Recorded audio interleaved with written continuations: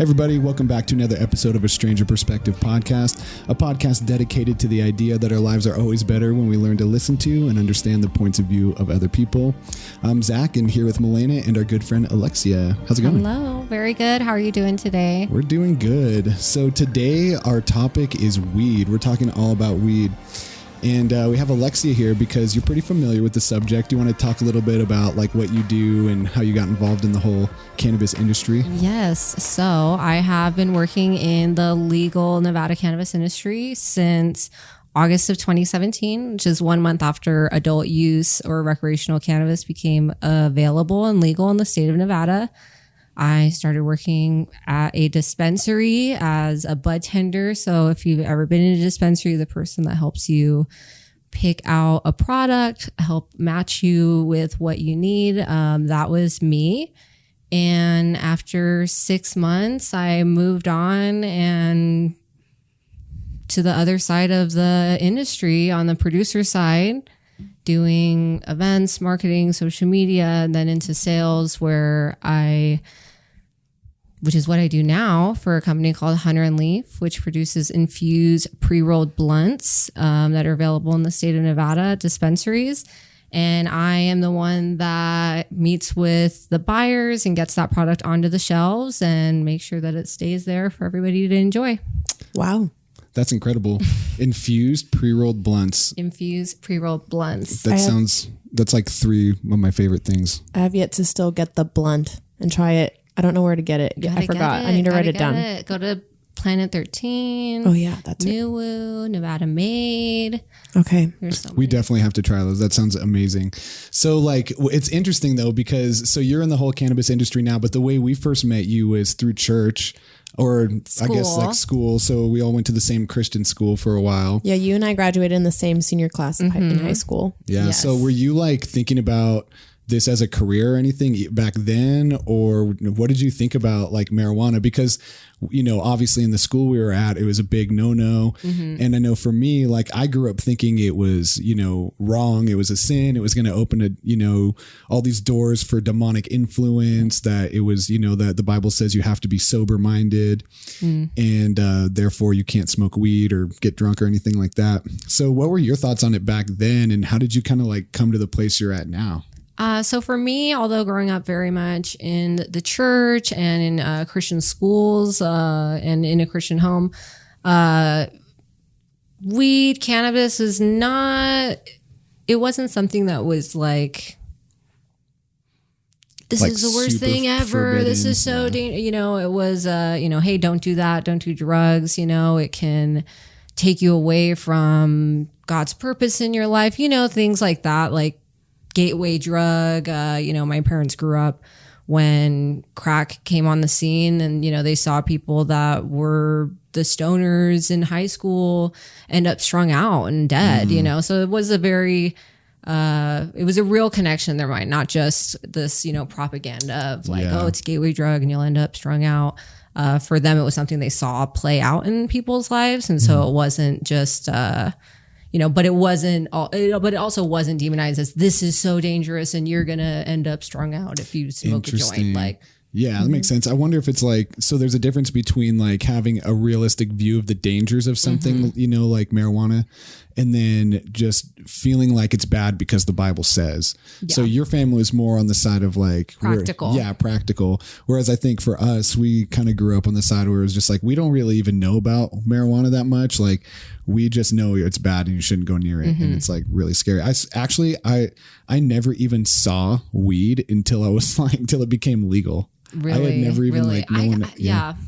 That was my first. I remember when I first went to a dispensary and got like an eighth and actually saw the nugs in there. I was like, oh my gosh, it's actually weed. I remember that. It's true. It's true. It's like it becomes demystified so quickly as soon as it becomes tangible. Or the first time I saw weed plants, in a grow and seeing them, and you're just like, they're in dirt. It's like a plant. It is a plant. Okay. This is like, they're like getting a little light. They're all excited. Like, okay, they're having a great time. Like, how is this? It becomes like so normal now. Yeah, like, it becomes a lot more like this is a plant. It's growing in the dirt. Like it's not hurting anybody. Yeah, it's not some like absolutely. So like you kind of had that view when you were younger, like throughout high school and stuff.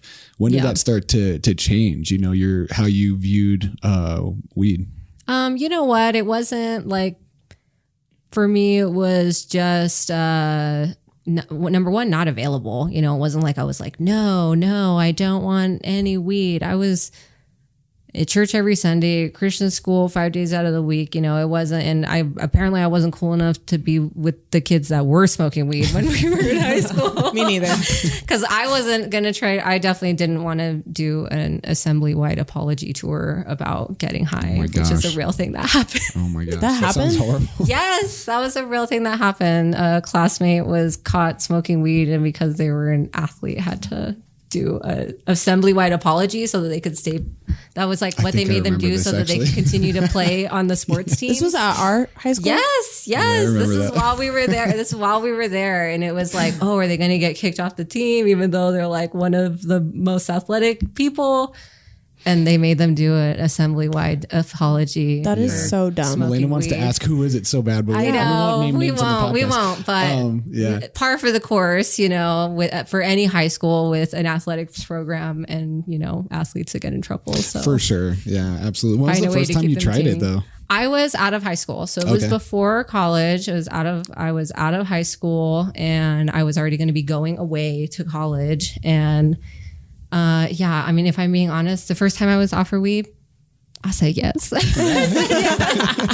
said yes. So, was it like a moral dilemma though, or were you like, no, it wasn't. It wasn't because I was with a very, very trusted person who'd been in my life all my life, and so I knew that I was I was 100% in a safe environment. Yeah. I wasn't at a party. It wasn't all those crazy people. Like.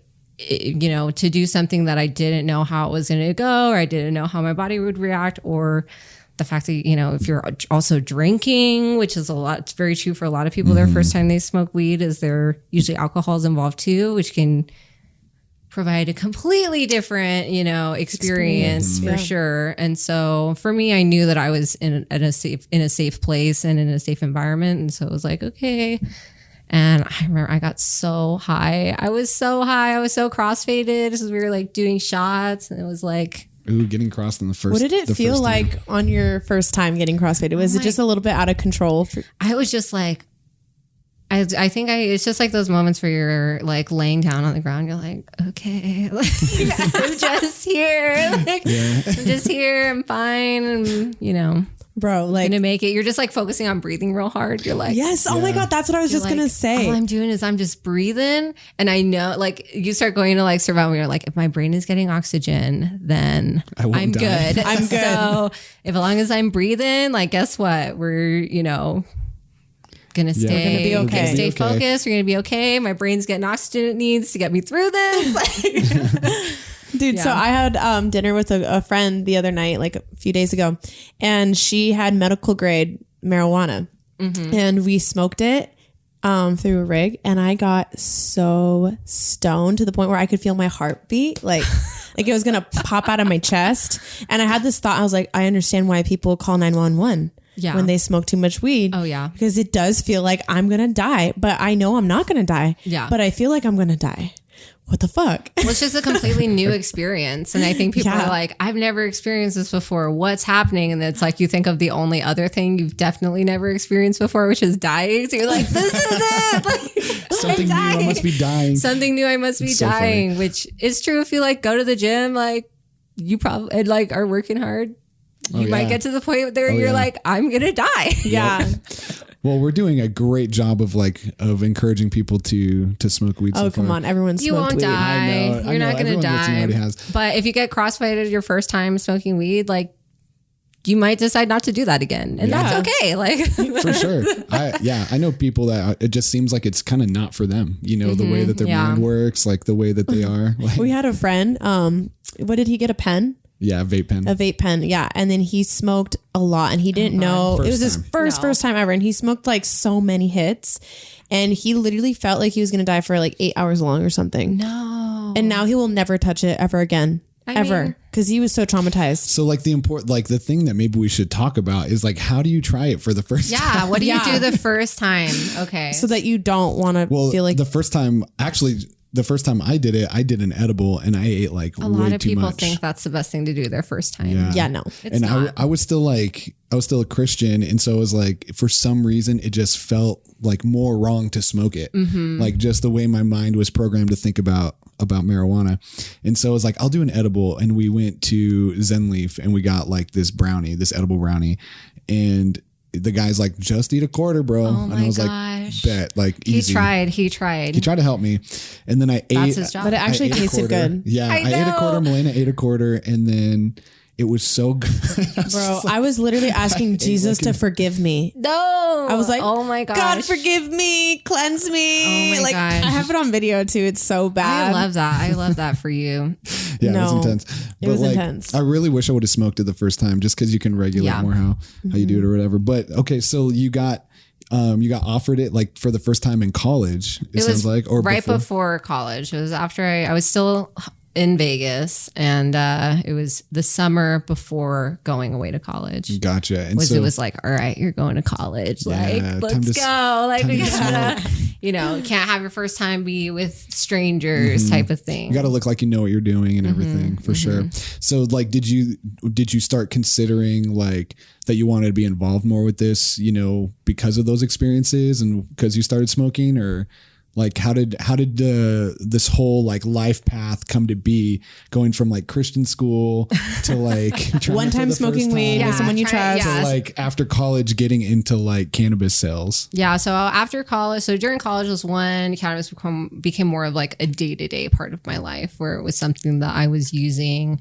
on a regular basis. This was in college, or this was in college, like freshman year? More in the tail end. So I'd say like junior, senior year was when it was more like I was buying weed and, had it and would use it on a regular basis. After getting out of college, I came back here to Las Vegas. I started working in the hotel hospitality industry. During that job, I had part of my duties was to create like a newsletter, like what's new and happening in the world of like events. And we had a medical program in Nevada at the time, and it was guaranteed that rec was going to come. And so there would be these articles about like what they were doing in California, Washington, Oregon, these like upscale fancy events that also featured cannabis, where they would have like infused foods or do like entire infused dinners. And so this is super interesting to me. I would include it in the newsletter as like, oh, hey, this is, something to keep an eye on. So that was when I started like really eyeballing the industry as separate from me being a cannabis consumer, where I started looking at it as, oh, this is like a business, a new industry that we're at the we're right at the very beginning. After that, I left that position, tried a couple of things out, and then when the recreational cannabis came into effect after the law passed, so July 1st, 2017, I was like, okay, like this is the ground floor. It's right here in front of me. Like I can step on it and see where I can go and how quickly, being, such an early person in, and decided to just go for it. So you were a bud tender? Yes. At the time? Gotcha. Yes.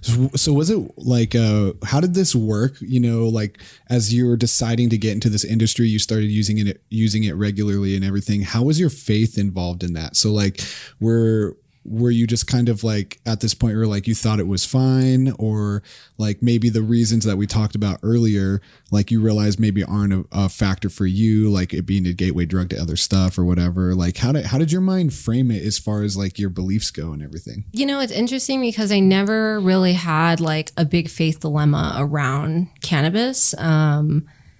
I guess maybe it's just like that God made dirt and dirt don't hurt type of thing, like at play here. It's like, it is a plant, like it is undeniable the benefits that people have. Like, so to me, like, all right, this isn't dangerous. Like people aren't dying. If anything, people die because it's legal more than, the actual plant itself.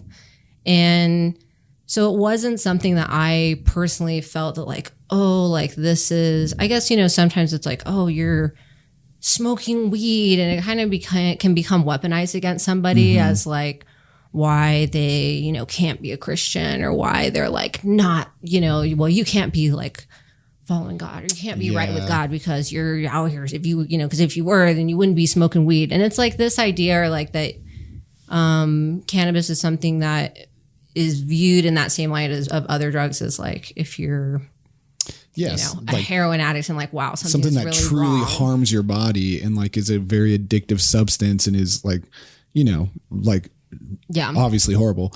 Yeah. But it's like when it comes to, and this is like the crazy thing for that I look back about now, and I'm just like, wow, it's so weird the way I framed it, because you know, in my mind, you know, like I explained earlier, it was just like, hey, the Bible says you have to be sober minded. And whenever like I would, because, you know, I was a youth pastor. So whenever like sometimes there'd be like people smoking weed or whatever, like you know, mom would call, your parent would call you, be like, my kid's smoking weed. Can you talk to them? And like, so I would have to think about like, wait, okay, so why is this actually bad? And whenever I go for an answer, it would always come back to the sober minded verse, which I think is 1 Peter or something. And, you know, but I think I used that. I clung onto that explanation. Like, okay, if you're high, you're not sober. Therefore, you can't be sober minded. So it's wrong.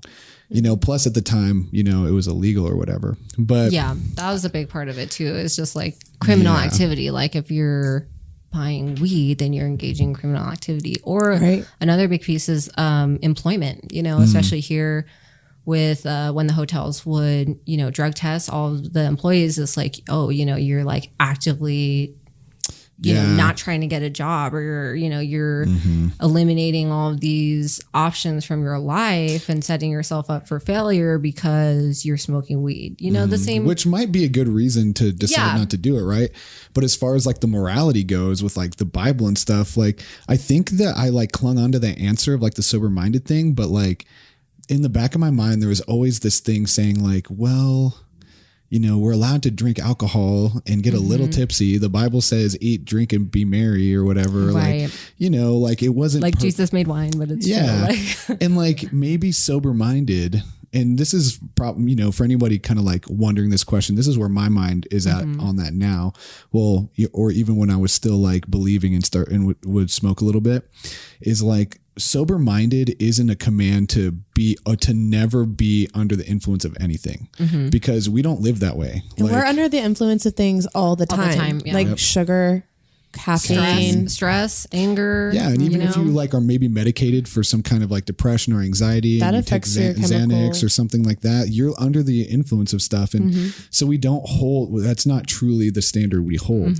And so I think what the Bible, you know, if you need to like find a, you know, basically understand what that means, like the Bible isn't telling us to like never be under the influence of anything. It's telling us like, hey, as a general rule, don't let a lack of sobriety like hurt your life. You should be someone that people can count on, you know, or whatever. Yeah. And so I always had that in the back of my mind, like this answer doesn't really work, but I'm going to cling on to it because this is what we believe and whatever, you know. Yeah.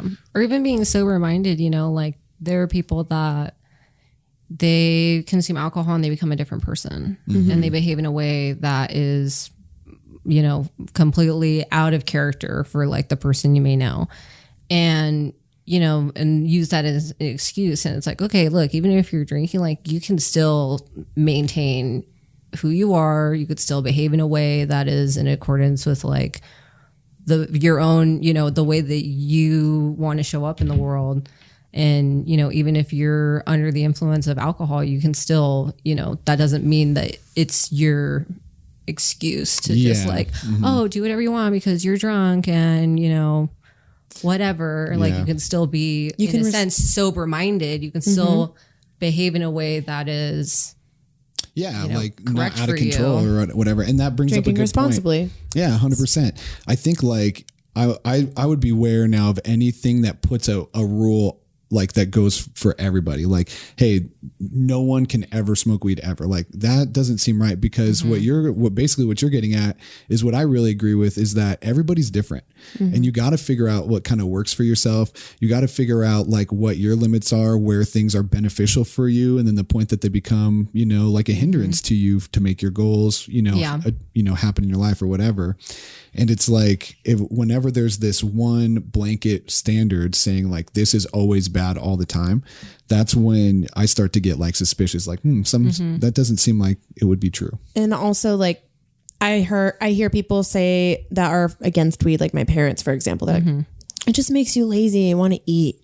But for me, like if I take a sativa, it makes me more creative. It makes me want to like focus and like get stuff done.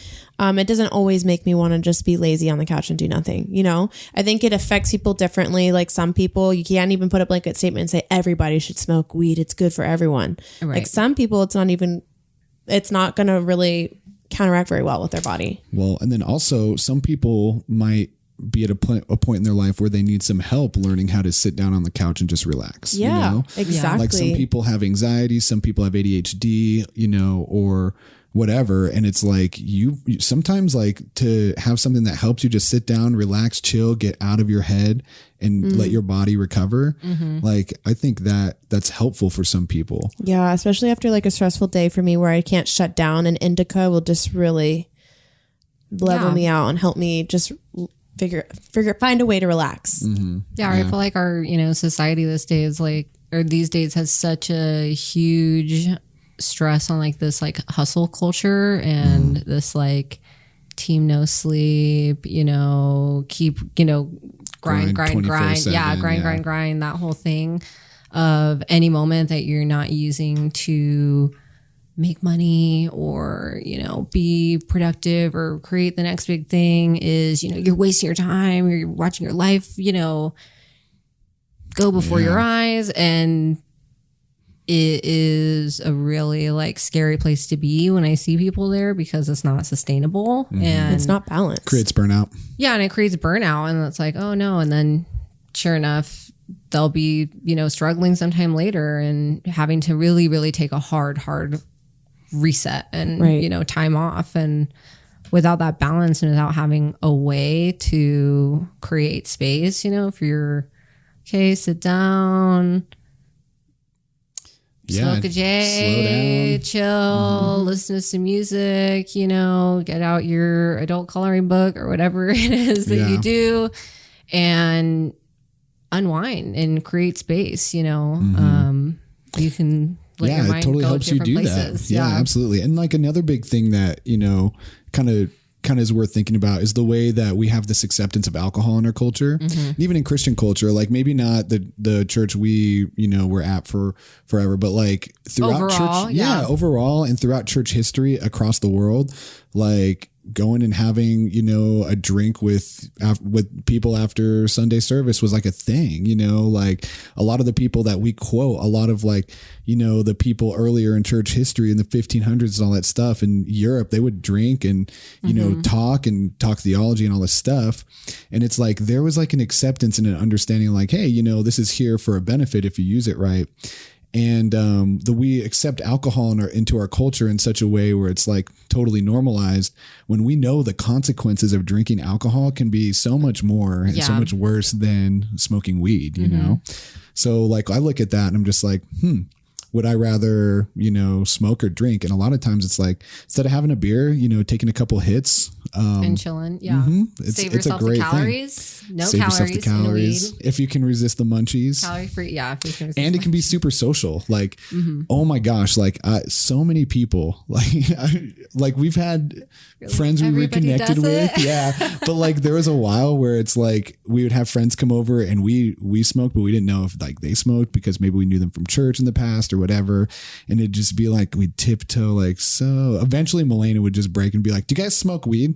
And then every time be like, yes, you guys got some. We're like, we're besties like smoke now. a little bit and just like talk, you know, connect, like make good connections and build those relationships and stuff. So I love it in that aspect too. Yeah.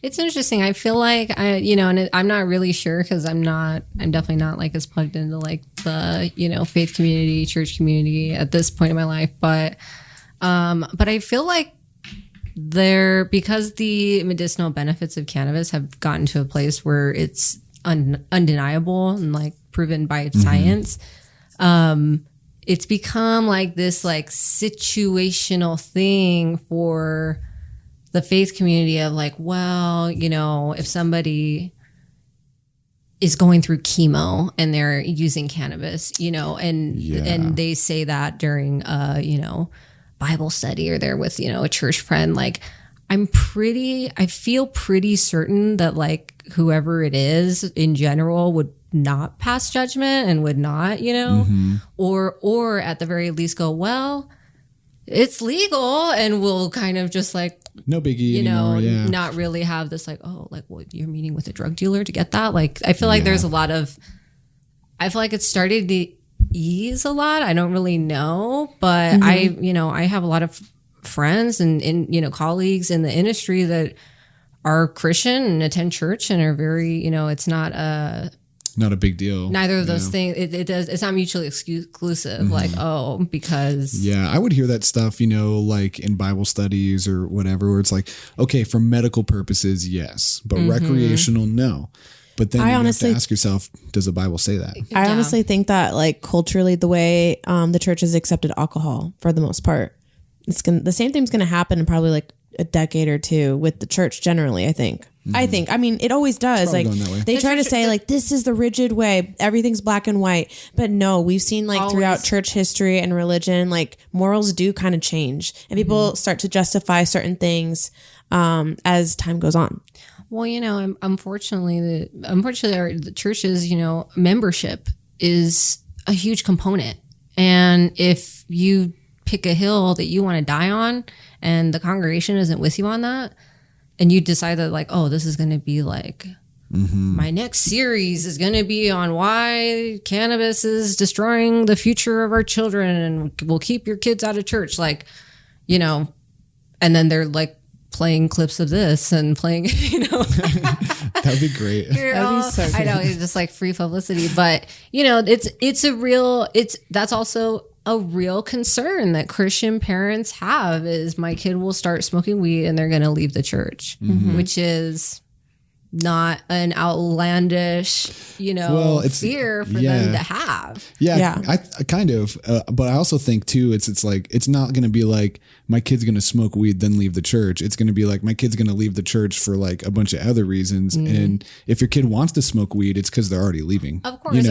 Or just the effort to oversimplify the entire situation and be able to have a bad guy or a bad thing is, oh, well, by the time I found out that they started smoking weed, next thing I knew, they like stopped going to church or didn't want to go to church anymore, or went away to college and don't go to church there, or, whatever. They started listening to that podcast. They start listening to that podcast. They went, for my family, it was like, oh, you went to college and you thought that you just knew better than everybody. And, that's a part of it's a part of life. It's a part of growing up. It's a part of being young and actually thinking that you do know everything, which is not, not it either. But, I feel like because cannabis has become accepted in these, situational terms, or, people who are using anti-anxiety meds, that's not, that's not that healthy for you necessarily. Much worse. And I don't think it's really being like demonized in the church either. It's I feel like it's definitely, I would say probably hush hush, but like people get addicted to Xanax and that's a hardcore drug, but man. You have a prescription from a doctor, so but my doctor don't prescribed know it to how me, to, what to do with that. Your glass of wine at the end of the day, whatever. And as those things become replaced with cannabis and you're actually not doing damage to your body, you're not hijacking your brain with, pharmaceutical medication and, getting yourself into possibly very dangerous, life-threatening, situations. Doing harmful things for your body. I was not surprised when Utah created a medical cannabis program. They're a state that's been ravaged by the opioid epidemic. So cannabis kind of came in as this like, like harm reduction type of like it can replace some of that, And it did 100%. And when the data starts, not 100%, but but when the data does start coming back of opioid deaths declining in states with access to cannabis, it's hard numbers, and it's hard to argue with that, right? It's hard to argue with it. And so when we see that, this is actually keeping people from ODing, this is providing real relief for people who need it, for hardcore drug addicts that need like something to get them off. Because think about it, we tell drug addicts to get off drugs, right? And they get off their hardcore drugs like heroin or meth, and then we take them to AA meetings and we have a table full of sugar, like sweets and candy, because that's another addiction that they have to get on. So we get them hooked on coffee, cigarettes. We get them hooked on cigarettes like nicotine. I think it'd be better to get somebody on a plant medicine that's natural. Why not? It's a no-brainer to me. Yeah, I feel like it's like situation to situation. A lot of times it could be a really helpful thing, But another thing, I think like even just from the point of like enjoying it, I think that's another thing that is like needs to be more recognized as like a good thing. Yeah, just because I like it. Yeah, like we have a lot of stress in our lives right now. There's a lot of things going on. We're just getting through, this coronavirus pandemic. Political stuff is always crazy. There's always the next big thing. Apparently, UFOs and aliens are real, confirmed by the government now. What? So we're all just like, what's going on? And it's like, you're like, do I have to go to work today? Aliens are real. Like what? Yeah, so, I know, right? Not to mention all like the job stuff. People getting laid off and trying to find work right now, and it's like to not be able to just enjoy something that really isn't harmful to your body, that isn't more of a life ruiner than anything else in your life, like bad eating habits or spending your time watching TV or fucking being on online your phone shopping, all day. The amount of time we're on our phone wrecks our brains. Like compared to like what marijuana, might do to us or whatever. Like it's not even comparable. It's not comparable. So it's like, I think like the big stigma that needs to get destroyed is that it's wrong to just enjoy it. Yeah. Just cause I like it, oh, you're not a cancer patient, or people that are loved ones in my life that are like,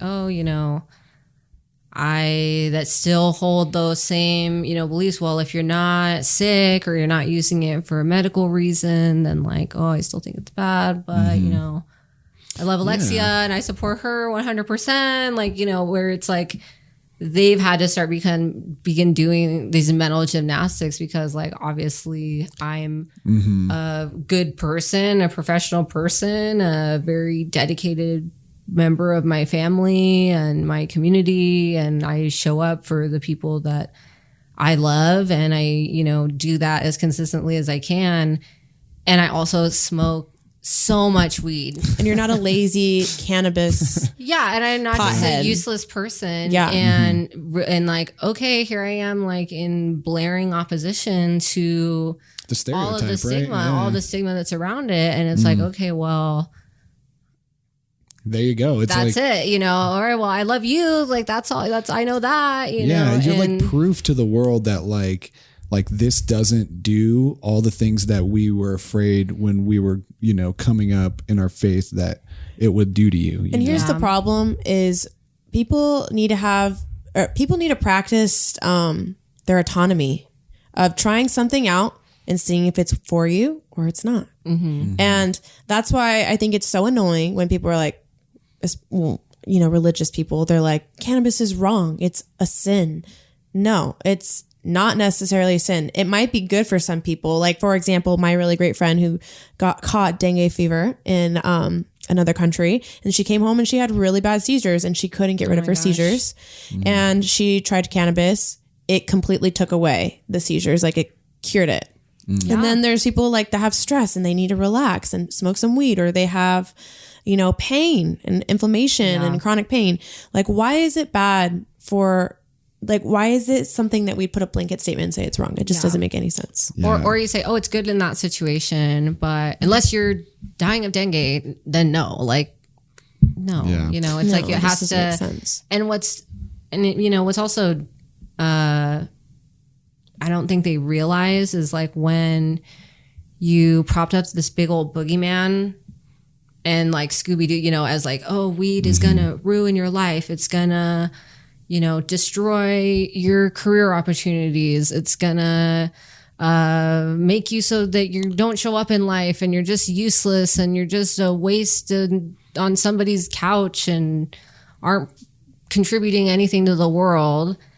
And then like when we, you know, get older, fucking Scooby-Doo pull the mask off and you're like, oh, Mr. Jenkins, like old man Jenkins, like these old white dudes are just been on this for so long.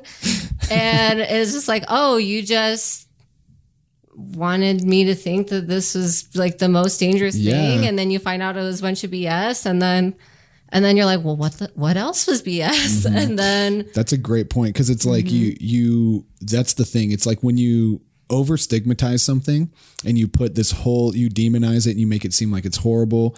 Eventually, you know, someone's going to get curious and be like, let's find out for myself if that's what's going on. You try it and you realize it's not that. And then it can cascade, dude, just questioning a bunch of other stuff. Cause you're like, okay, if this is what they told me about this, and this was actually a great positive experience for me, like what else in my life is not, you know, am I just believing cause I've always believed it. Yeah. And, yeah, I know that was definitely the experience for me because when I first tried it, like I wasn't working at a church or anything. Like I had just kind of started to like have some questions, you know, that were leading into deconstruction. I basically forced him to try Milena it. like peer pressured me into it because she's wild and she had been like smoking a little bit already and she was like wanting me to smoke with her. Yeah, when he found out I smoked before him, he was so disappointed in me. He was like, how could you do that? And you didn't tell me? Well, I was actually thinking about this today. I was like, why did I feel that way? And it was like, I think it had less to do with like the morality of it. I think I had already started to come to terms with like, hey, those like sober-minded verse thing, like that doesn't make sense. There's nowhere in the Bible that says that weed was a result of the fall.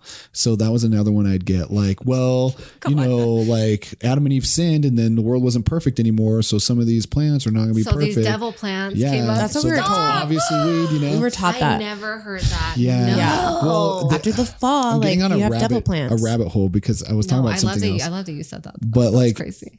On that note, like it's really funny to me that, so I remember when I was a youth pastor, there were these kids that would come in and smoke. You both know them both. Oh, yeah. Everyone in this room knows them.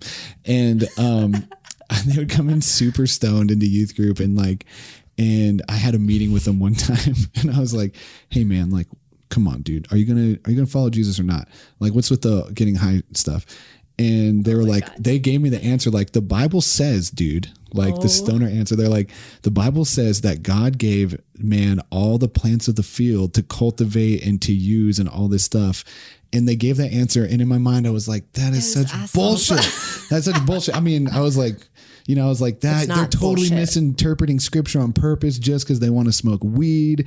And then, they know the verse. Like been in Christian school long enough. They're like, and they know the verse. Like these dicks, like Genesis chapter, whatever. Yeah. And so like, I would be like, no, whatever. Like the Bible clearly says you have to be, and I go back to sober-minded thing, you know? So I was like, obviously it's not talking about that.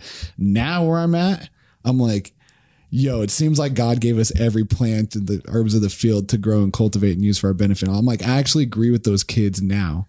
And I'm just like, I feel like I would have been it's so weird that it's flipped. I feel like I would have paid attention like better in church or like been more receptive if I had been like stoned in service. Like if I would have gotten like stoned before service and was chilling and was like, yeah, like God really does love me. Like I could feel it. I feel like I could believe it a little bit. I'm like, you know what? I really am feeling like the Spirit right now. One time we had our pastor at preach about Milena, we don't weed. Name churches. Okay, whatever. Everybody knows. If you're watching this, that's true. You probably know. Yeah, you probably know. It's fine.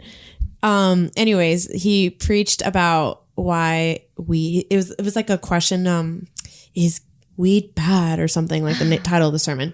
And I was like so excited. It's like, what is he going to say? Is he going to bring up pros and cons and like research? It was literally the most biased sermon I've ever heard in my life. There was like nothing about how it could be good. Like it was just negative. It was just bad after bad. And it just got worse and worse. And then you're like, yeah, weed's bad. That's the sermon I got the herbs of the field answer from. anyways, go ahead. And to me, I hear this and I'm like, was this sermon in 2016 before it went to vote? It was called "Has Christianity Failed You?" I think it was that one. Yeah, that sermon series. It was a long time ago. It was a long time ago. But anyways, I'm just I asked is I'm like, when it was on the ballot for it to vote, like I would not be surprised if churches were because churches are highly politicized and are used as a political arm. Well, while I was working at church, just so everyone knows for the record, I voted yes to cannabis being legal. And I worked at a church at the time. Such a rebel. Because I was like, you know what? People should have the freedom to choose. Like, I'm not going to prohibit that right for somebody to choose, especially get access to it if they need it. Because I knew that, it can help people. It wasn't that bad. Yeah. Were you doing it back then? Were you smoking weed? No, I was an honorable church member. Yo, I voted for it too, though. I remember we talked about it and we were like, yo, this is dumb. We should vote for this. Yeah. Well, even back then. Social use just got signed by the governor today for cannabis lounges. Oh my gosh. That sounds great. I cannot wait. Governor Sisolak signed that. And then they also signed a reform to the DUI law here in Nevada to make it so that if you're just like a regular cannabis user that would test positive for THC at any moment because you use cannabis legally and as recreationally, you are now not at danger from being unlawfully. What the fuck? That's unlawfully awesome. Get a DUI when you're not actually impaired, impaired and unable to operate a motor That's vehicle. dope. Yeah. So the new law says you can test positive for THC in your system because you're a regular user, but you have to actually be impaired to get a DUI. There's a higher burden of like proving impairment outside of just like, well, you had THC in your system, which, Gotcha. That's awesome. It's got to be like, yo, your eyes are bloodshot. You're like, you've been, stopped at the stop sign for the last 10 minutes, like, which is, I feel like that's like the highest. You're waiting for the stop sign to turn green. Like it's like the beginning of Super Troopers. I've never been that high. That's like, I would say the most likely traffic violation is waiting for the stop sign to turn green. Now we're just waiting for mushrooms to get legalized. That's the next thing. Yeah. It's coming. Absolutely. Okay, let me ask you a question. Are you for all drugs, illegal drugs, becoming legalized? Or do you think that there's some drugs that really do need to stay like they did in Oregon? Right, because they decriminalized all drugs, not legalized. Yeah, so decriminalized is it's like it's still you can like possession is no longer a crime. Yeah, so you can have drugs on you and you're not immediately going to be arrested unless you're doing another crime. Selling it would still be illegal. Yeah, if you producing it would still be illegal. Exactly. So if you had a meth lab, or if you obviously had enough that it was with intent to sell, like enough that you're going to sell it. But we would completely destroy the war on drugs if we legalized it all. That's the argument, right? So it's like it de-incentivizes like the black market, sales of like drugs and all that. So I mean, it's so new in Oregon. It just happened. I've heard like split opinions on it. I've heard people like say like it's great, like we're not worried about the wrong shit anymore. Yeah. And then I've heard the other side, like everyone's going like anyone could have freaking crystal meth on them at any time. Yeah, it's like two sides of the coin. Like for example, and like something like that. Okay, this is good because tax resources are no longer put towards incarcerating addicts or people just because they have drugs on them. Okay, that's good. Also, having it not be illegal could make it easier for these people to access help, access, resources because they're no longer disqualified because they're a criminal and they can, get help potentially if they're in a place to seek that out. And also in harm reduction where increased access to like needle exchanges. Yeah. Or and what if it was use areas where people can, safely use whatever it is they're going to use in a place that's monitored by somebody. Exactly. So they're not going to die behind a locked door, which is what so many people, what happens is because they're alone. Yeah. So it'd be like, you're going to do what you're going to do anyways. Let's try to make sure that we protect your life in the meantime, because even though you're an addict, even though you're using or whatever, like you're still a person and you're still valuable, and we're still going to do what we can, pass whatever laws we can to make it so that your life is not any more in danger than it already is. You know? Yeah. Or literally giving people enough time to get to the place where they're prepared to seek help and that they don't die before then, you know? Yeah. That's really interesting. That kind of like reminds me of something I've been thinking about lately. It's not necessarily like weed related only, but I've just been thinking about how like it doesn't seem like we're always at a place where we can change, which is kind of what you're saying. Like, we come to certain points in our life where we've been through different experiences, or, you know, whatever's happened to us to like kind of put us in a state of mind where we're like open to change. Yeah. You know, I've been thinking about that for like deconstruction and like how I had so firmly believed what I believed for so long. And then it was like a set of circumstances in my life that kind of put me in that place where I was like, okay, I'm now open to like new things and new ideas. And I know one of the things for me has been like the struggle of trying to communicate to the people in my life that don't, you know, believe that, you know, using marijuana is okay, trying to communicate that to them. And it can be frustrating with that issue or any issue. But I think part of the thing I've been, you know, trying to think about and realize is, hey, there's going to be points in people's lives where they're open to, you know, something different. And in those times in between, like we kind of just rest in like what we believe, you know? Yeah. But it is so fun when you finally like see somebody like who's been so against it and so like anti-weed. And then finally they're just like, me. Yeah, no, that was me. Like, that was literally me. You're talking about yourself, babe. Yeah. And like, I'm talking, You're like, every day I look at the mirror and I just love that moment. Who I just am see that I? person that. Well, because it is so cool when like someone finally is like, you know, maybe you're smoking and they're like, no, not for me. And then finally like, okay, I'll try it. And then they like take a little hit. And then a few minutes later, they're just like giggling and like having fun or whatever. And then you just like see that experience where they're like discover like, oh, this is good. This is fun. Yeah. Like this is fine. You know, I'm okay. Or it's so, or what I've seen is like, it's so like played up in their mind that they're expecting like something really crazy and drastic to happen. And then they smoke and they're like waiting and they're like, I don't feel anything. Yeah. I don't feel anything. Are you hungry? I'm so hungry. And I'm like, that's it. That's all it is. So we definitely, all it is. I'm hungry. You've arrived. Yes. we just talked about this crazy. on, so we recorded an episode with Jesse, my little brother, where we all smoked weed, and we talked about doing this at the end of the episode he was on. So we recorded it and we're finally going to release it. It's called Hi Guys, like hi, HI parentheses GH parentheses guys. Cute. And we were talking about that, how like when someone's first like getting introduced to weed and they smoke, and there's always that person that's like, I don't feel anything. I'm fine. I don't feel anything. And then like you look at their eyes and they're just bloodshot and they're just like, so blazed. Yeah, like what's there to eat or whatever? Where are those chips? And you're just like, you totally feel it. And they're like, You're nope, so I don't feel stoned. anything. They're literally so stoned that they're like come back around to like not even feeling sober. it anymore. They smoke themselves into sobriety. Yeah. But those are, I love those experiences. I love when people like just discover like, oh, this is fun and I'm having fun with this. Yeah. You know? Or it's just like not a big deal. Like Exactly. it's not that big of a deal. Yeah. It's not that deep, man. It's really not. It's just like, hey, it's just weed, man. Yeah. It's just a plant, man. We'll just throw it out there. There was no like on the 8th day after they sinned, like the devil's lettuce. Yeah, I've actually had Satan snuck in with like his little weed seeds, and you're just like, I'm gonna fuck up the world with this. I mean, they literally called it the devil's lettuce. Like, come on, like how bad? Like, does it have to be? I remember too. Yes, yes. Wait, pause. So I remember when like I was deconstructing, but I still wanted to do worship. So my friends and I, we were all deconstructing together kind of. And we're like, oh, maybe we need to like go worship God so we don't completely lose our faith. So we went to this church, this little church.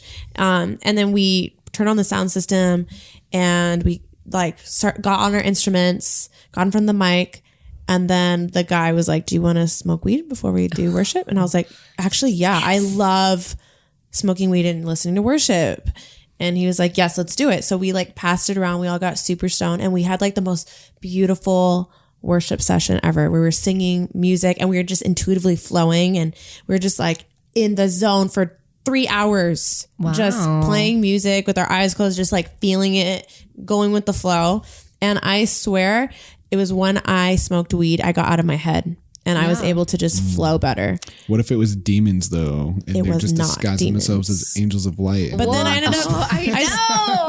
and then I still ended up like completely deconstructing and then reconstructing. Well, that's probably part of it is you just realize like this thing that's been demonized for so long is totally okay. And I actually had a spiritual experience, using it. Yeah. So, yeah, like it gives you freedom. It like gives you freedom to explore outside the boxes you've been in, your whole life. Do you think that your journey, well, now I'm like flipping it on you, but like, do you think that your journey would have been any different if like weed had not been this like stigmatized thing? If it would have just been like, hey, you know what? Like you're in school, like this is not, the same reason you wouldn't want a teenager drinking alcohol or using any other drugs. Like, hey, you need to be focused on school. You need to be focused on your future, on, making sure you're ready for opportunities. But if like weed wasn't this like horrible thing that was going to divide you from being able to have access to God and like all of this stuff, like, would it have been different for us? Yeah. I think would it have changed anything? I think it would have changed a lot. Because I never there was never a moment for me where I even after my like deconstruction where I like discovered alcohol and was like, oh my gosh, now I just want to drink all the time. Like I gave myself permission to get like drunk a couple times or whatever, like as much as it's fun, but doesn't hurt my life. And there's just been no stress around it because of that. But when I was first wanting to try, there was a moral dilemma because I grew up like with a healthy example of like alcohol in my family. My dad, we always drank. I drank wine at the table since I was like 10 or something with my parents. And so it was never stigmatized, like you were saying. So there was no stress around it. Or anything. But when I was first wanting to try, weed, I was like, I went through this little crisis, in my mind. What I was about to get at earlier before, remember when I was like, I'm going down a rabbit hole. Yeah. This is what I was going to say is like, I think that at the time, I was more concerned with the fact that the church didn't allow it for anybody that wanted to serve. Rather than I thought that it was actually bad. So like when Milena was like, hey, I'm like, I tried this edible, or hey, my friend came over and we smoked a little bit and it was a good experience. I was like, how could you betray God like that? But like you're being disingenuous to the church. Yeah. Like what if you get found out? Like you're risking your worship career, all this stuff or whatever. And I was like, hey, I just tried it. It's fine. It's not a big deal. Yeah. And now I'm like, I look back, I'm like, Milena was right the whole time. Like she was fine. Like there's nothing wrong with that. Like maybe you can make an argument like not being honest or whatever, but everybody's got secrets. I promise. Everybody, even in leadership. Some pastors be looking at porn. Big facts. For sure. And if they lie about it, I don't believe them. I think a lot of them do. Oh yeah, for sure. Everyone looks at porn. Everyone. Scrub all them browsers. Yep. Get at that church browser history. Just let me see. Is there anything? No, it's clear. That's weird. There probably are a few that really don't. They have other vices. Sure. Yeah. Oh, don't we all? Pride becomes one or whatever. And not just singling out people, at church or whatever. But yeah, I think if it wasn't stigmatized like that for me, it would have been a smoother like transition for me. And I think I wouldn't have gone as crazy with it as at first where I was like, this is great. I just want to, whatever. This is me now. Would have come into it balanced instead of having to find balance afterwards. I don't think it made a difference for Milena. You're always going to just do what you think is well. is I feel fine, like right? you have to try things. Yeah, that was the one thing that really infuriated me about my religious upbringing in Christianity was I felt controlled, and I always hated being controlled and being told you are not allowed to try this or this severe punishment is going to await you over just trying something as simple as weed. Or like good things aren't going to happen in your life. Like, so you don't want stop God's blessings. Right. Sad. I'm like, well, I stay blessed, so I don't know. Like, I'm like, really?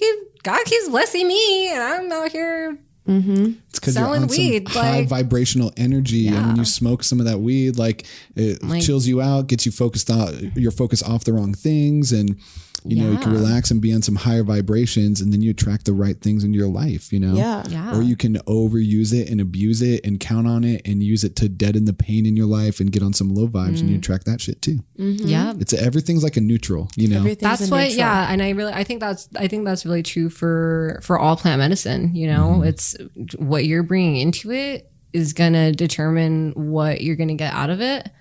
And, you know, that's people can have negative experiences or can affect their lives in negative ways for any number of reasons or during just different seasons in life where, if during a certain season, it's fine, whatever, but then your goals, your aspirations, this, you know, become something that gets in the way, and then maybe you have to set it down for a while before, you know, or change the way that you interact with it in order to just keep moving ahead in life. And I do feel like if you can get to that point where we should take a break, you know, like the season might come where you realize like, hey, I'm using this enough towards creating some brain fog or some, you know, don't have the same mental clarity I had before. And then you just take a break and you gain that back, and you know, just trust yourself and if you're able to do that, you can trust yourself to introduce it back into your life in the appropriate time. And it's okay to go back and forth with it. It's okay to be like, oh, I'm using it too much right now. Or, hey, I'm at the point where I can use it more now. And you know, it's like, it's not like once you realize like, oh, I have the mental fog now that you've done something wrong. It's like, no, it's just, you just correct the course. Just like during quarantine, life, you know? I'm sure we were all smoking way too much weed. Yeah. Possibly. Times was stressful, man. Like, oh my God. It was very stressful. And then I realized, okay, I need to pull back a bit. Let's cut down our budget on spending on weed. Yeah. And we did. And it was kind of hard at first, you know, because you get used to a routine of smoking weed first thing in the morning all day long. First thing in the morning, good all days, all day. The morning's my favorite time to smoke. I love the morning. That's when I meditate. I like take a hit and then I meditate, and it's like fire. Yeah. Yeah. I'll literally like walk into the bedroom and Milena will be like on the bed with this blindfold. I'll see like a joint like on the counter right next to her earphones and she is just ascending to some other level of consciousness. I can meditate for a long time if I smoke weed. It's crazy because like, you know, when I was a kid, we went to this like crazy cult church, right? And we would have like the children's ministry, and they would straight up, we would be like 6 years old, 5 years old, like little kids, and we were expected to like sit and like meditate on God for like would feel as a child it felt like hours. For a child, as a child, I remember it felt like we would be there for 2 hours. Wow. And it would be like, it was like honestly torture. And I just remember being like, what are we even doing right now? Like, as a child, obviously, we had no concept of any of it aside from literally sit still, don't move, don't talk. Because how does a child like envision what God is? Close your eyes, don't talk, don't move, don't look at each other, and you're like literally there with like all your cousins. Like you want to hang out, you want to do stuff, and it was like this crazy expectation. I just remember like as a kid feeling like, oh my God, like I am not a good Christian because I can't do this. Like I can't literally shut my entire brain and body off as a 5-year-old child. Sure. I can't even do that and now. Like concentrate on God. And then I'm supposed to have some like breakthrough after and be like, oh, God told me this. And we would literally just spend that time. And then we'd have to go around the room and we'd all have to make something up.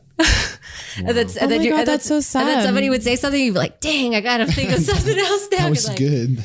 That's what I was going to say. I was praying for the dolphins, but you know, if I just imagine like, okay, in the American church 40 years from now that accepts weed as a regular part of life because it will succumb to societal pressure in order to maintain tithes and offerings will not demonize people who use cannabis. Wow. Yeah, so for sure. let's be factual about it. They need those dollar bills, y'all. And 100%. If people like me are making money in the cannabis industry and showing up to church on Sunday and feeling like we're the devil, guess where that 10% goes? Back in the pocket. Yep. So Man, and that makes me think too, like, so we had talked about this before, but so because it's not federally legal, I've heard that there's just like, you know, a lot of these banks won't allow dispensaries or, you know, growers to actually like deposit their money under that kind of corporation since it's not federal yet. And so there'll be like warehouses just full of like cash. And Is that true? Whatever. And like, well, so yes and no. Where are they and how heavily armed again? Very just armed. kidding. No, by this point, there's been ways as larger corporations have come into the game with large amounts of resources that they find ways to get access to banking, or that there are banks that are stepping up and saying, hey, like they may not be FDIC backed by the FDIC, but they will handle the money and, you know, but they're just not backed by the Fed. So those do exist. Banking is something that some cannabis businesses do have access to. Some are still doing in all cash.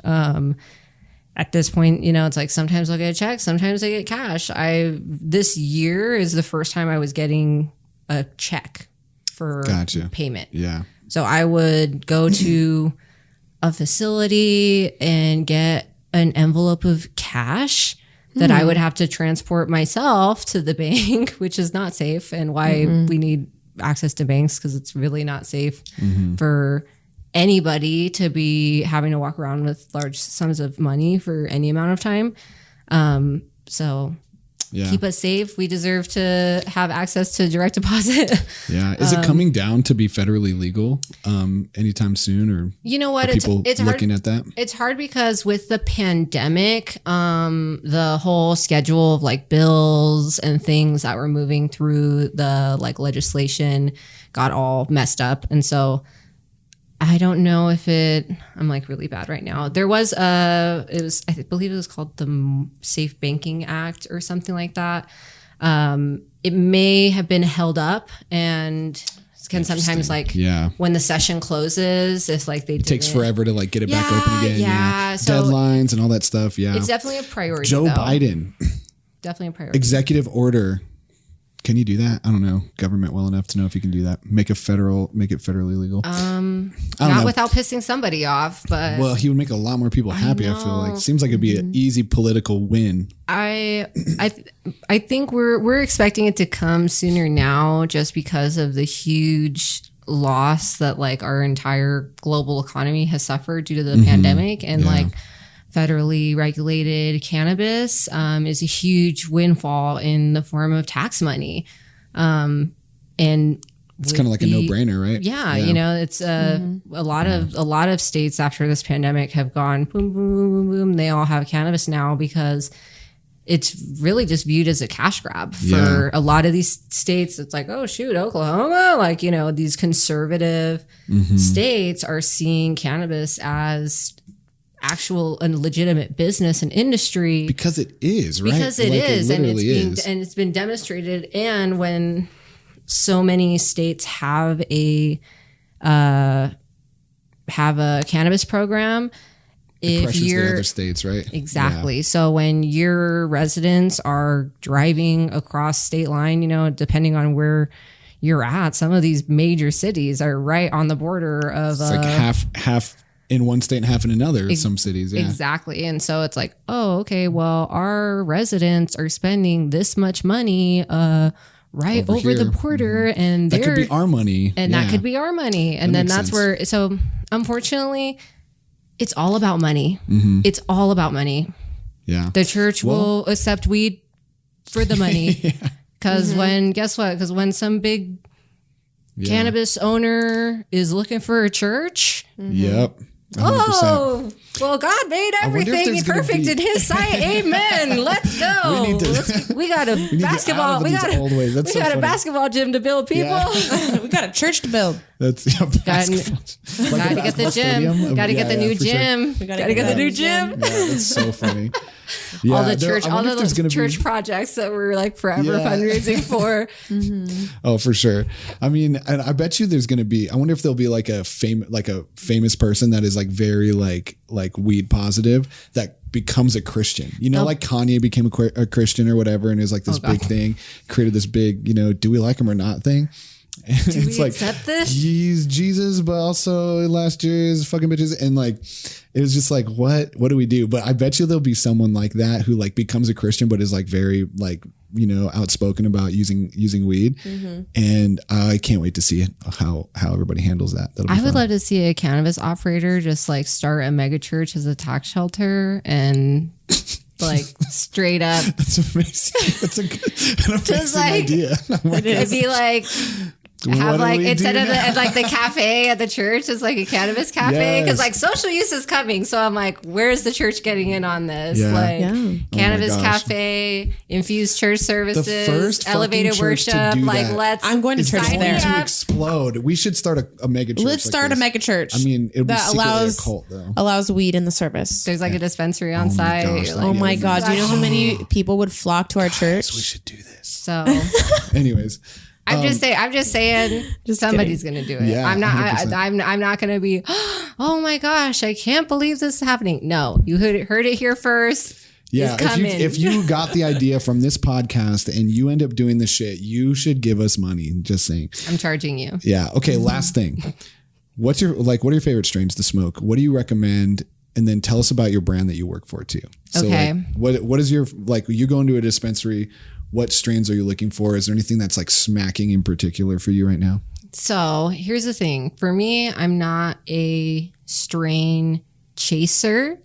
There are certain flavors that I do like. And at this point, the amount of strains is like almost infinite. Like it is there's so many strains that really it's more about knowing like your flavor profile and how to find that, because the same strain by different growers, the same name coming from different genetics can have completely different flavor, completely different expression, completely different effects.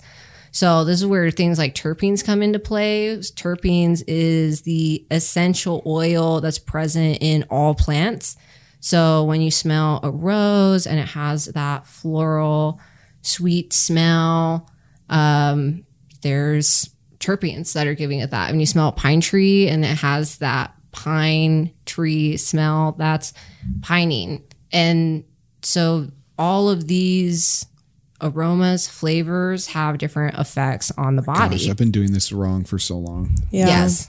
I usually go for the percentage. I'm like, give me 28% THC. That is like the bane of my existence, is the reality of the cannabis consumer, which is give me the highest THC. Well, since we talked about that before, I've like been going for like the 16, 17%ers like this last couple of weeks.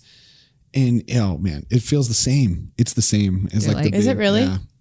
I mean, it depends. I don't really notice the difference. It depends because some of those lower testing strains can be like through the roof on terpenes and could get you higher, more stone, have, more effects than something that's super high in THC. Cause it's what it's called is it's the entourage effect. So this is cannabis, the THC working together with terpenes to create an effect, like the entourage effect. It's like mixing like chemicals together to make something. It's you just all working together. The myth. Interesting. It's all working together. What terpenes do you look for? So for me, I'm very drawn to limonene, which is that citrus, lime, tangy, that like super lemon haze, citrusy kind of. Those very citrus, orange, those types of. So that effect is going to be very uplifting, happy, energetic. And then the other one that's a big one for me is terpinolene, which is terpinolene. It's kind of like I just describe it as like a sweet smell, like kind of I think they say like clove or there's a couple. It's very earthy and can be kind of sweet smelling to me, and the effects are pretty relaxing. There's more mellow on the effects than just than like limonene, which is very energetic. Gotcha. So that's kind of like so a question on that then, is this what makes something an indica or a sativa? Is the terpenes that are in it and whether they're uplifting or chill you out? So honestly, at this point, hot take, sativa indica hybrid, it's just straight marketing. Oh, it's just terpenes. At this point, it's really, so there are certain strains that are, sativa. So like super lemon, super lemon haze, sour diesel, Jack Herer, like those are sativa strains and they're like known. You can't really mess with that. Like is what it is. The terpene profile on those strains could be literally anything. It could be super relaxing stuff that would put you down, even though it's technically a sativa strain, depending on the genetics, depending on where it's coming from, depending on if it got turned into something else down the line and the people didn't know and think that it's the same thing. Interesting. So okay. It depends. There are certain strains that, yes, they are sativa indica hybrid. The way that they can get classified sativa either by the effects they give you, which is one interpretation. Another one is that like the subjective effects? Like, oh, this made me, you're like the dude testing it and you're like, you smoke and you're like, oh, this made me feel hyper. So like sativa? It is usually attributed to like the terpenes. So like, for example, super lemon haze is a sativa, high in limonene, like everything there is checking out as like, with the understanding, if you think that it's like sativa is uplifting, indicas, more relaxing, those also can reference the physical appearance of the plant. So a lot of people don't realize this. So a sativa plant, the palm leaf on it, like because they come from different regions, basically, right? Yeah, they can be like long and skinny, and the plant itself will be kind of like lanky and skinny and tall, and the leaves will be skinny and long. And that would be categorized as a sativa strain.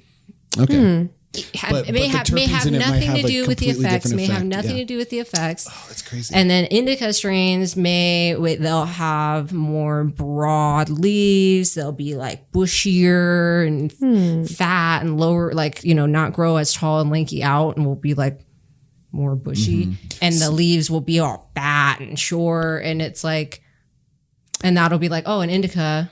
But it's but really the flavor, the terpene profile in it could be anything. You could smoke it and it could make you feel more like you would expect sativa to make you feel, just because of its profile or whatever. That's interesting. So that's where that's why the terpene things become so important, because if you're looking for effects, it's more, your better bet is to know what to look for on the label than to just like, oh, sativa indica hybrid. Like usually yes, but sometimes not necessarily. Gotcha. Not necessarily tied to the effects. That helps us out a lot, because I feel like I'm like rolling the dice whenever I go and like try out a new strain. I just, ask, is it sativa, indica, or hybrid or whatever? So that helps. And then, so one more thing that came to my mind that we had talked about before that I was like, this seems kind of important, is you were telling me about how your whole body has a cannabinoid system in it, same as like your nervous system, your respiratory system, that is specifically there to absorb cannabinoids, right? Yes. And so like that's in your body the way you were made. And is that a part of the fall? I don't think so. So what is that? I don't think so. Honestly, so your human body has an endocannabinoid system. You can look it up, Google it. It is now actually being taught in medical schools and programs as like an actual thing. It has not been being taught for many years as part of evidence-based medicine, where, this is a real thing that's helping people. So now we have to like talk about it like that. So basically you have these CB1 and CB2 receptors in your body that it's like a lock and key mechanism that THC and like CBD, CBN, CBG, all of these things that are present in cannabis are like different little shaped keys that connect with these like locks. The molecules, right?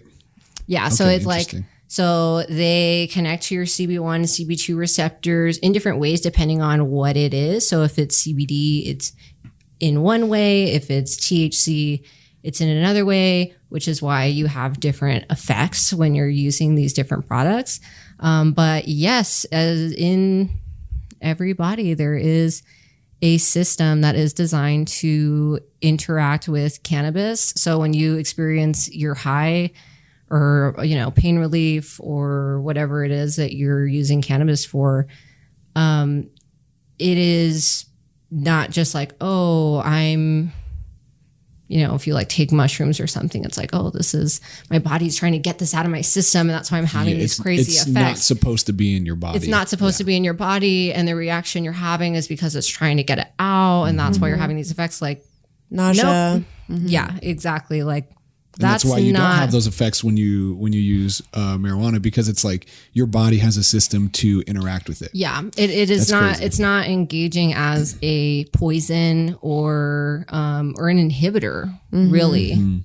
That's insane. I feel like that's such a huge thing. Like when I learned that, I was like, wait, our bodies are literally. It's like having a liver, Yeah. And it's like our bodies are made to interact with this kind of thing. And it doesn't necessarily mean we're made to like smoke weed all day, every day or whatever, but it does bring you back to at least the place where it's like, okay, these plants are not something satanic. They're not a result of the fall. They're not, something that your body evolved or was created, whatever your view is.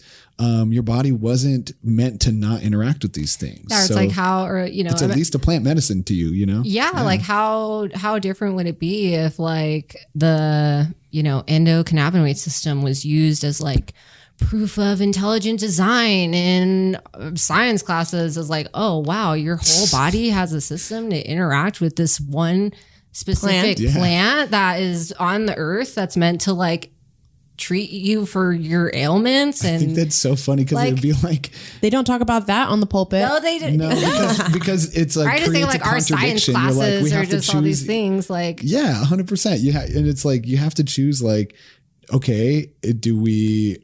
Like, do I believe that like my body was made perfectly in the image of God or not? Yeah, like, is it evolution or weed? Because it's like, well, it doesn't really matter. I don't know. Actually, I just think it's probably a sign of evolution. I just think it's really cool. Either way, I'm just saying they could. I'm like they could spin it to actually, present it as like, wow, look, God even thought of you to make a plant that could, take your pain away and give you peace and like help you to, relax and like, wow. Help you get creative. How much does God love you? Like, why can't we just be on something like that? Seriously. And not put people in a position to feel like, oh, because I use this plant now, I can't love God anymore. Or now I can't serve in the church anymore. Yeah. Or I can't belong in this community because I'm, finding a plant medicine to be beneficial to me in my life. Like, why, Well, it's the same as like most of the stuff we want to kind of talk about on this podcast. It's like we develop certain, ways of viewing the world that get solidified in our minds. And we never go back and question like, how did I come to have this belief? Have I looked fairly at the evidence for and against this belief? And once you start to, question those things and not just live in a way where you just accept what you always accepted, like you basically get challenged with that very thing you're speaking of. And I think that, there's a lot of resistance to this only because of the fact that it's like, we have always believed this. And if it's because I smoked weed. I'm inspired. I'm like, glory to God. You're like, amen. It's so funny. But anyways, yeah. So yeah, it's like at the end of the day, like we want to be challenging our points of view. We want to be challenging the ways that we think and the ways that we view the world and asking ourselves, is the way I see this? Do I need another perspective on this? Who else can I listen to? What else can I inform myself with to find out what is truly the best for my heart, mind, body, and soul and my spirit and how I can really be a good, positive force in the world, Yeah. Agreed. Yeah. I mean, for me, cannabis is something like allowed me to show up in a way that was more authentic to me, where I wasn't just like having these like snap reactions anymore, where I could like take a moment and think about what I'd say, or, oh, that was a judgmental thought that you had that doesn't need to be said out loud. Like, yep, just leave it. And, taking that extra little bit of time, like for me as someone who doesn't have too much lag between my brain and my mouth, like cannabis was something that really helped me with like being more mindful of the things I say and, you know, how that might affect somebody as soon, like after it leaves possession of my mouth, like what, you know, goes out into the world, what's going to happen then? I feel like used correctly, you know, weed is absolutely something that can make you a nicer person, you know, a more accepting person, not so focused on the wrong things when it comes to your relationships or whatever. Well, for me, socially, it really helps me take off this defensive layer that I have around people to portray myself as a certain way or a certain way. So when I smoke weed and go into a social gathering, it really just helps me be like, no, I'm comfortable with who I am and I'm going to be myself no matter what. Yeah. It just really helps me so much. Yeah. Like not giving a fuck, like giving less fucks. Like, nah, I'm cool. Like, this is me. Yeah. Smoked right before this. What's up? Like, take what you know, take it or leave it, you know? Yeah. Yeah, absolutely. I love it. I love it too. I feel like this was like a great discussion about this. Like, thank you so much, Alexia, for sharing all of your knowledge with us and everybody listening. You know, you're an amazing person and we need to go get one of your infused pre-roll blunts. Yes. And we need to, what are they called again? Hunter and Leaf infused pre-roll blunts. Ask your bartender about them. Okay. If they don't have them, be like really loud and be like, oh my gosh, so where do I gotta go to get these Hunter and Leaf infused pre-roll blunts? And then leave. And then give them Alexia's and then give number. them my phone number. No, seriously. I mean, honestly, what's been great is as you know, a very small team. The company I work with is started by 2 cousins, and I'm the 3rd person that's on the team.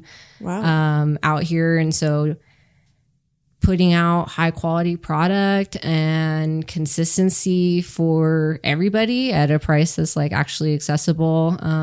It's really, really important for us, and putting out just that high quality and having respect for people's time, for their money. You know, if they buy something from us, we want them to have a really good experience.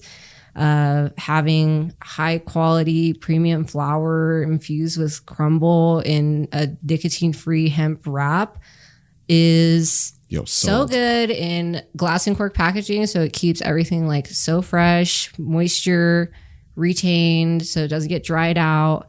If you smoke it and you're like, oh shit, let's like, somebody's coming, youth pastors around the corner. Youth pastors around the corner. You just like throw it in the tube, put the cork on it, no smell, goes out on its own. You can light it up later. It tastes so good. Like, I just try to give people like practical solutions. Right I kind of want to go to the dispensary like right after this and get one. Let's all go. Let's do a road trip and get one. Yeah. So nice. Well, thank you so much. We'll definitely be smoking that immediately after this. But thank you. Yeah, we love you so much, Alexia. Thanks for everything. And guys, thanks for listening to another episode of A Stranger Perspective podcast. Make sure to follow us on TikTok, Instagram, and YouTube at A Stranger Perspective Pod. We love you all. We'll see you all next week. Peace. Bye.